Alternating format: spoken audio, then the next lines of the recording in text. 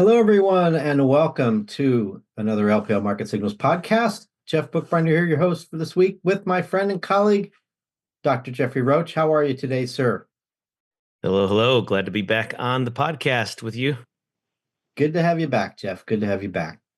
One of the big events last week was the Fed.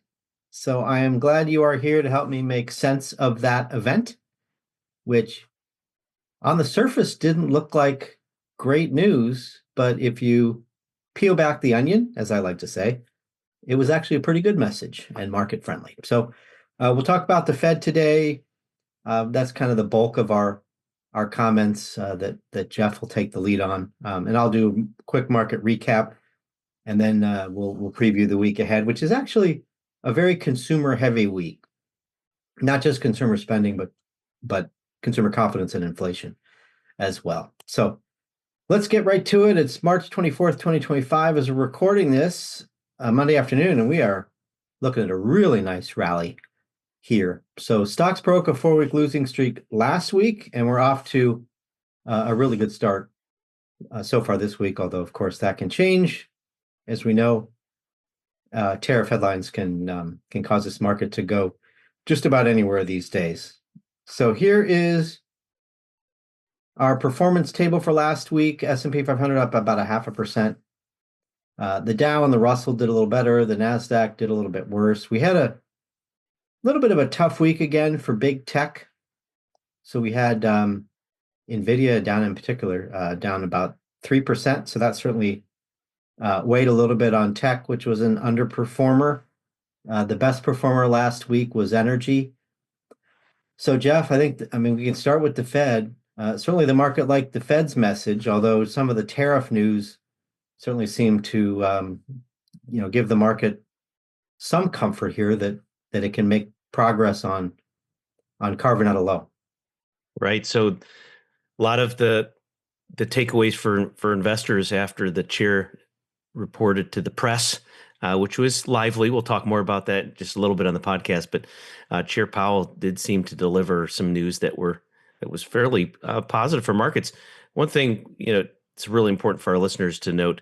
Energy was a win last week, but I wonder it's a little bit just kind of picking up where it really was such a laggard for so long. So if you're looking at that year to date or 1 year column, you can see how much of a spread there is. 2.6% there on the year relative to what we're seeing in utilities or communication services. So I don't know if I want to read too much into this rally on a heavy cyclical basis, because we're certainly heading toward a slowdown.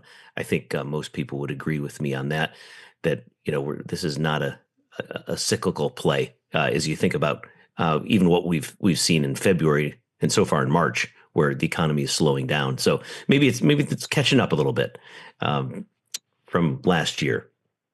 Yeah, that's fair. The big tech names have been hit hardest during this sell-off, so it would be logical to expect those sectors to rebound the strongest coming off of the low. And so I think that's what we're seeing today. Certainly a strong day for consumer discretionary, which is the biggest laggard over the last 3 months. And we're seeing comeback in tech as well. So that's good to see. On the international side, we really didn't see too much divergence from what the US was doing, although you did have Japan and India with really strong weeks. We continue to follow what the Bank of Japan is doing. Seems like the comments out of Bank of Japan have been a little bit more hawkish lately, Jeff, but yet the market is, seemingly getting some comfort. Yeah, they've nipped deflation in the bud, most likely, right? We're starting to see these inflation numbers tick up, hence the ability to remove some of this intense accommodation that the Bank of Japan's had for such a long time. So it's a sizable regime shift here when you think about policy in Japan. Another thing, probably just to highlight for the last week at least, a little more correlation between U.S. markets and the German markets. So the pretty noticeable divergence there between German performance and other European countries like France and Italy, certainly in Spain. So really, Germany was the only one that was down last week relative to some of these other performers. So a lot of numbers digest on this slide. Yeah, we talked a little bit about Europe last week, and it's just been on such a strong run that we're a little weary of telling folks to jump in and add exposure there.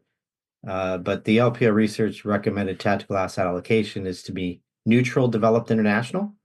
So certainly with that, you're going to get a fair amount of Europe, as well as some Japan. So still comfortable with that neutral, but are watching the international markets certainly more closely now, especially since we've had some dollar weakness. The combination of dollar weakness and U.S. tech underperformance really help set up international markets to outperform. The hard question is just how long will that go? Turning to the bond market, really strong week for bonds. And so this ties into the Fed, Jeff. The U.S. aggregate bond index up 0.5%. Pretty similar gains to that across the bond market, whether you're talking about high quality or credit. So I think it's fair to say that the market took the Fed meeting and Powell's communication as dovish, and there you get the bond rally. We're going to mention that word again, transitory, which we thought we wouldn't hear from Powell again after the Fed took so much heat for that, calling inflation transitory coming out of the pandemic 2-3 years ago. But he brought it back. And so I think that was really a good signal for the bond market. If the Fed thinks tariff inflation is transitory, then they're probably going to continue with their rate cutting path. Is that fair to say, Jeff? I think it's the right way to think of it, really. You think, it's been a little bit tough from the inflation standpoint. January's typically run hot anyway. So markets were, I think, overreacting. And then as we're here going into the end of Q1, and the key is for investors to have some patience, probably not see some confirmation in inflation slowing down materially until probably May when we get April data. But I think the Fed knows that and is setting the stage for this patient watch, wait and see, try to forecast as much as they can, but very much committed to at least 2 cuts this year. So that was overall a net positive for investors, I think. Yeah, market expressing confidence that we'll get the 2 cuts. So you see here the dollar was up strongly last week. That's probably just a little bit of, let's call it profit taking from dollar short bets. I mean, the dollar went down quite a bit. I think 3-4% in a very short period of time. So I wouldn't read too much into that in terms of trade, because we still have the same tariff uncertainty. Maybe it's slightly clearer today than it was last week, with President Trump hinting at maybe a more narrow reciprocal tariff plan, that's getting people off of the worry about a universal tariff, for example, 10% across the board for everyone. So it will be narrow. Market also seems to like the fact that they're going to delay some of the sector tariffs, like autos or pharmaceuticals. At least that's the last report that I saw. And so anytime you get a delay, that gets the market thinking, well, maybe we won't get those tariffs at all. I don't think that's the right way to read that. But the point I'm making is that the tariff uncertainty is still high. The market probably doesn't have enough clarity to just rally back to all-time highs before April 2nd. I mean, that's a long way away. The move in stocks, not April 2nd. So we'll wait and see what we get from the Trump administration next week, and I think we can go from there. But clearly the dollar, bonds, and stocks are all going to take direction from the trade situation. So here's the S&P 500, and there's been a lot of technical damage, below the moving averages that we're showing here, whether it's the 20, the 50, the 200. But today's snapback, I think, gets us back above the 200. And the good news here is that when you're way oversold and then you start bouncing, those bounces can be pretty strong. So that's certainly what we're seeing today, with the S&P 500 up over 1% as we're recording this. When you're deeply oversold and you bounce, that tends to be a good signal for a trading buy. So you could see a little bit more upside from here in the very short term. But not only do you have this October or this April 2nd date hanging over our heads, but you also have moving averages that are going to provide resistance after they were previously support from a technical perspective. So we've got some work to do to get back to the highs. We think we'll get there this year, but we're not going to get there next week. So I mentioned we broke a 4-week losing streak. Here's what happens after you do that. So our technical strategist, Adam Turnquist, put this together. So I guess the darkest blue bars are what happens after a 4-week losing streak ends. And so you see here the returns for 1, 3, 6, and 12 months later on average, up 1.2, up 2.9, up 4.6, and up 9.1. Those are good returns. We would take them.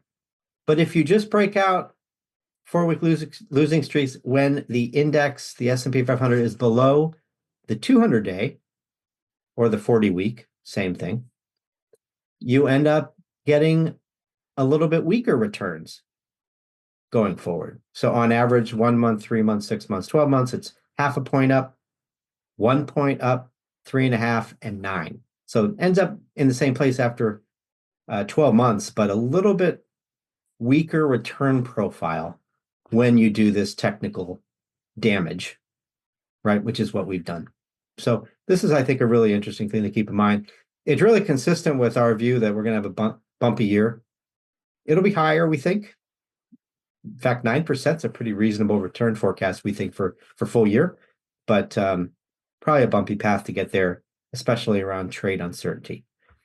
So let's turn to the Fed more, Jeff, and you did the weekly market commentary, which is available on LPL.com. I think this was the title that you used, or something close to it. Fed walks the tightrope. I put a little subheading here, return of transitory, because I just think it's fascinating that he brought that word back. But nonetheless, explain to our listeners what you mean by the Fed walking the tightrope.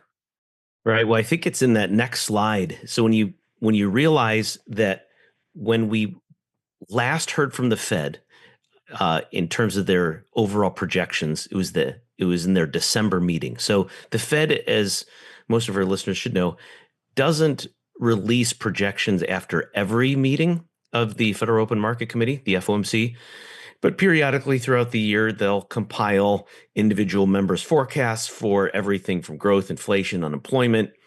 And because of all those projections are based on individual views, individual model forecasts, they compile all those. They produce what's called a median or a general tendency median forecast. And then, of course, with all those individual forecasts, they create the infamous dot plot. Dot plot is just taking all those inputs and revealing them in terms of time. So this year into 2026, 27, and then the infamous long run expectation. In the long run, we're all dead, as they say.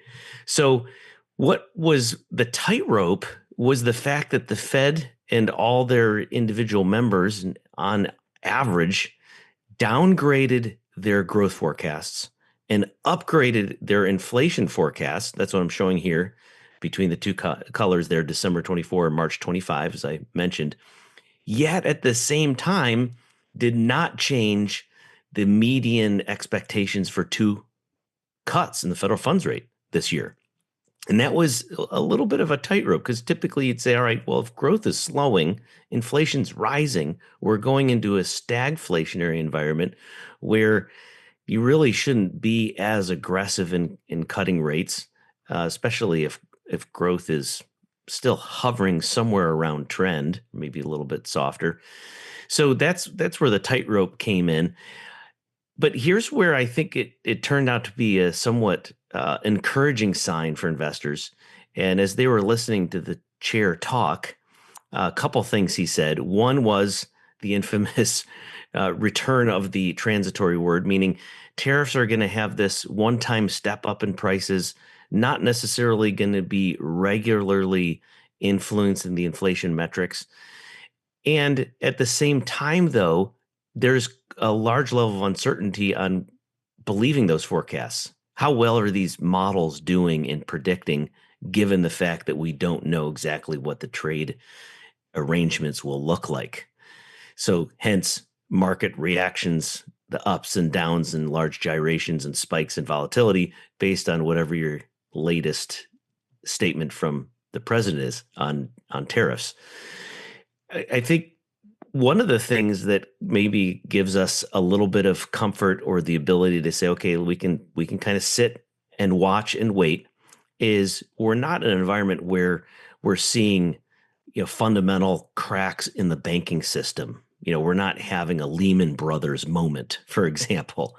Those that have been around long enough, Thank the goodness. Lehman Brothers references the great financial crisis. So the good news is we have a little bit of we can bide our time, as it were, because there's enough stability in the fundamental economy, particularly from middle and upper income households, and the stability that they're having, particularly from the wealth effect. So there you go. There's the tightrope.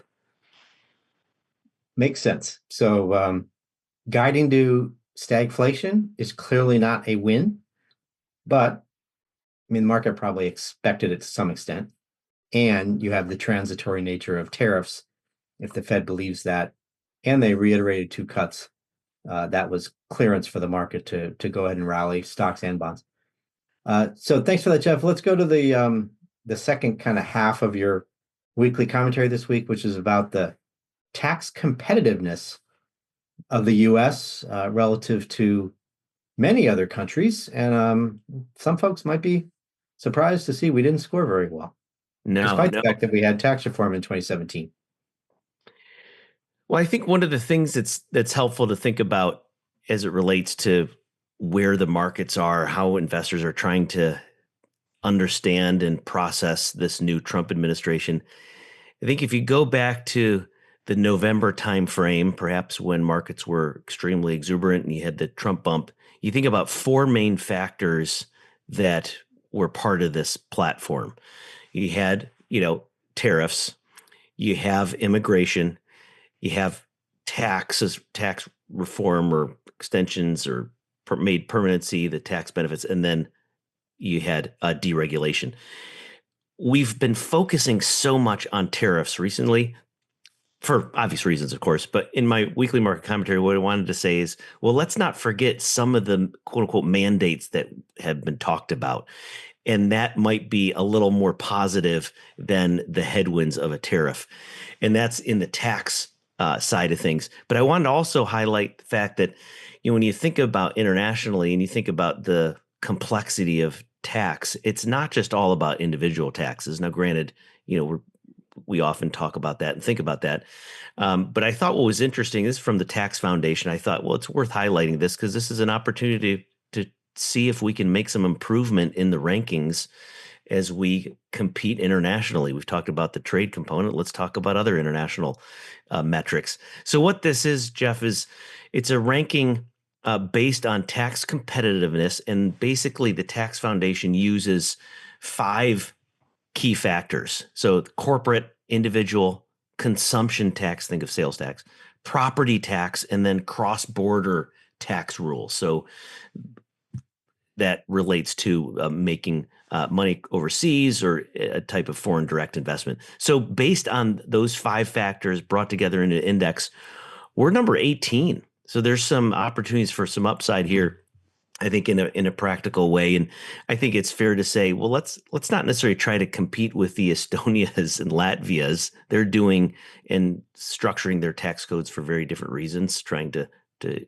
increase foreign direct investment.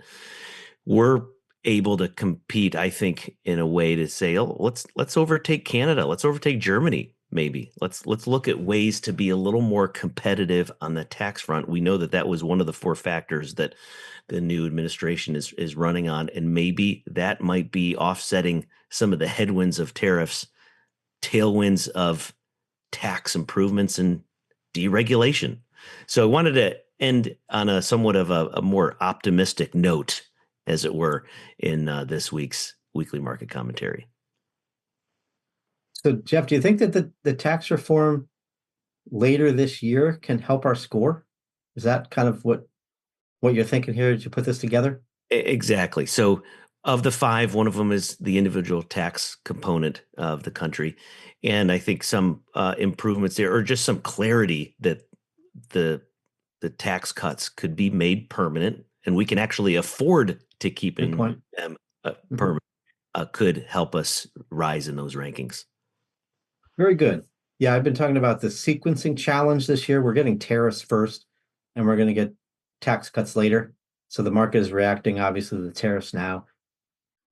Not only are tax cuts later, but deregulation is later. That's right. So, Do we sort of take our medicine first and then, feel better later, I guess, that might be how this year goes. or you could say eat your spinach first and your dessert after. There you go. I like that.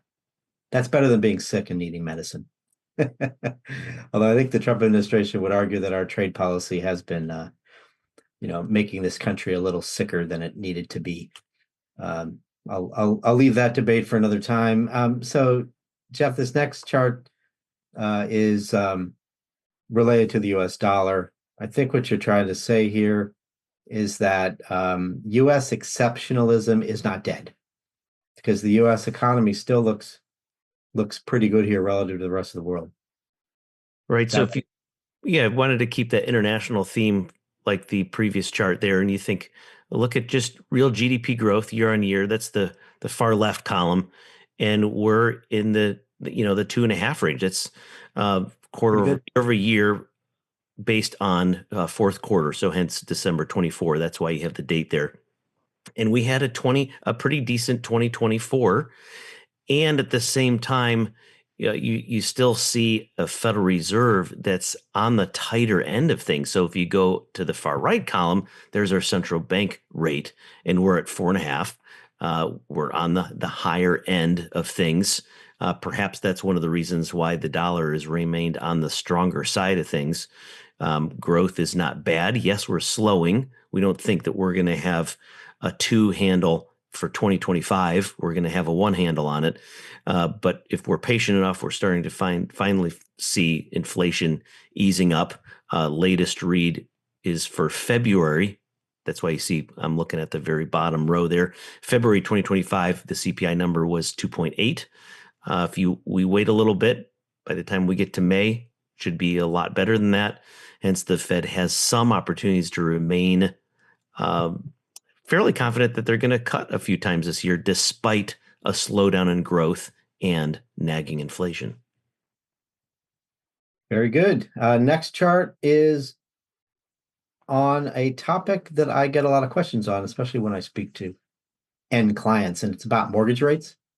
I know this is a target of Scott Bessent, the Treasury Secretary, and the Trump administration to narrow the spread between mortgage rates and treasuries, and it looks like they're having some success.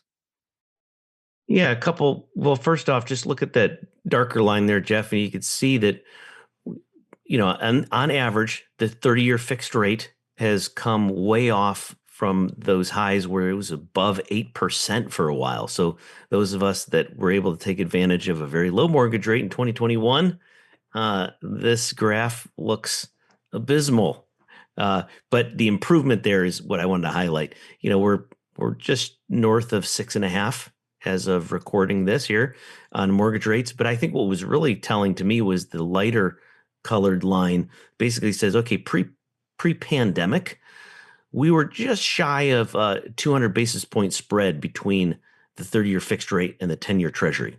So about 2 percentage points. We're getting close to that. That's certainly a good sign, getting somewhat a little bit more clarity on where we're heading as an economy, and seeing rates on both mortgages and the 10-year treasury kind of easing up a little bit.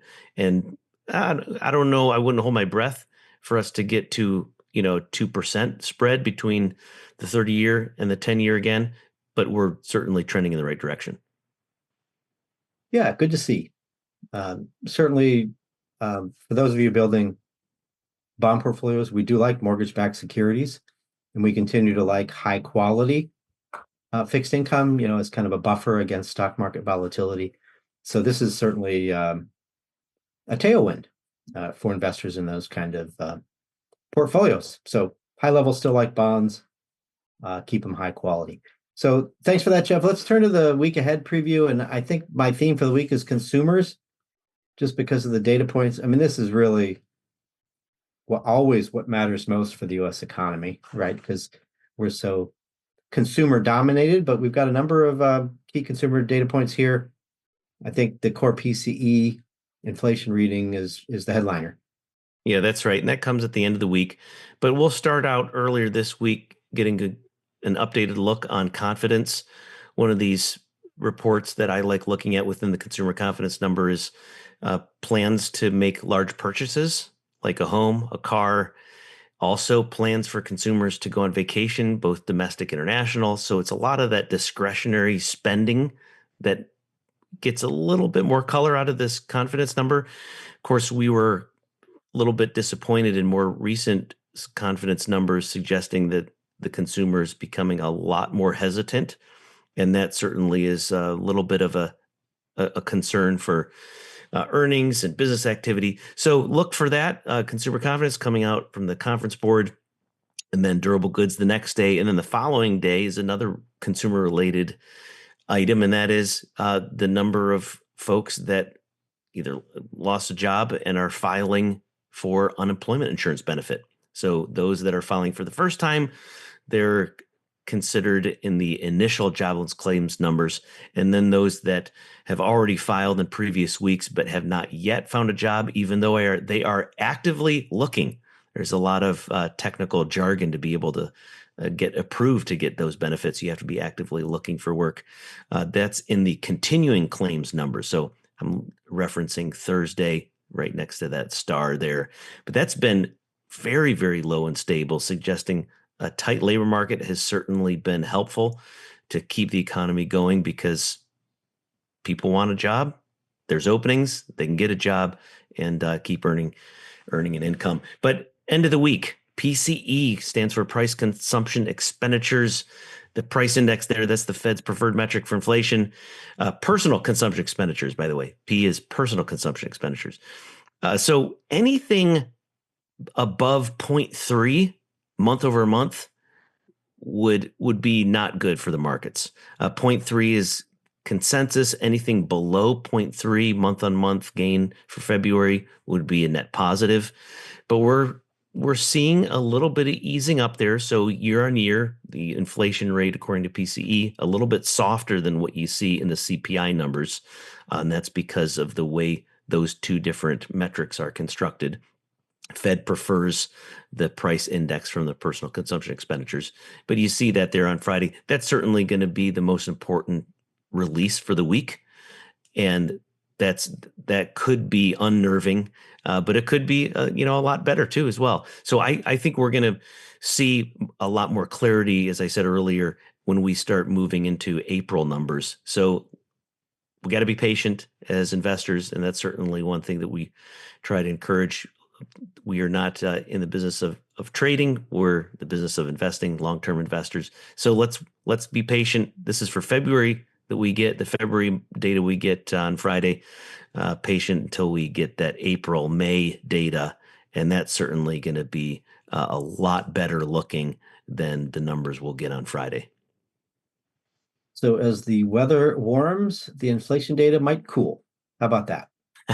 There you go. I like that. Although it's painful to do any sort of weather analogy because today here in Boston it's raining pretty much all day. So, but yeah, by the time we get not this upcoming inflation number, but the one after that, I hope and expect the weather to be nice here in Boston. So thanks for that, Jeff. Big consumer week and certainly big inflation week. Probably the market has a little bit of a less anxiety around this inflation data because of what we just heard from the Fed, that they think tariff inflation is transitory. So if we do get a little bit of an uptick relating to the tariffs that have already been put in, it'd probably be hard to see that. We're probably gonna have to wait a little longer to see it. But if we do see a little bit of it, the market might be a little more forgiving with that. We'll have to see. Yeah. We might see a little bit, Jeff, is interesting. Haven't really talked much about this, but the Beige Book, which is the Fed's compilation of uh, their conversations with businesses in each of the 12 districts. There were a fair amount of businesses that raised prices in anticipation of tariffs. I thought that was really interesting. So who knows? Maybe these February data that we'll get on Friday might include some of that. Now, granted, we're talking, a handful, so maybe it's not enough to materially impact the market, the actual numbers, the index there. But I thought that Beige Book was quite revealing in that sense. Yeah, no doubt. The tariffs are a big deal, and people are. But I've been asked several times, should I purchase some big item now or should I wait a year? Right? Similar to the question we've gotten for many years, should I lock in my mortgage rate now or should I wait? Right? The equivalent of that is now, do I buy a car now or do I buy a dishwasher now? Right? Laundry, washer dryer, things like that. So these are really tough questions to answer, but I guess the high level here, as you suggested, Jeff, is that in the coming months, the inflation data should get better, and that should support Fed rate cuts, should keep the 10-year yield from rising from here. At least that's our anticipation. And that all, sets up for maybe comfortable large purchases later this year. Maybe you don't have to rush out and buy things right now. That's right.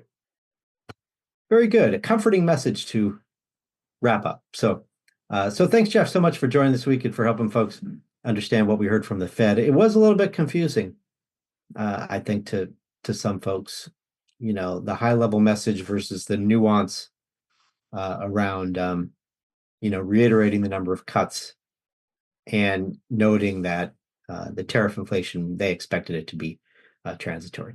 So as always, thanks to everybody for listening to LPL Market Signals.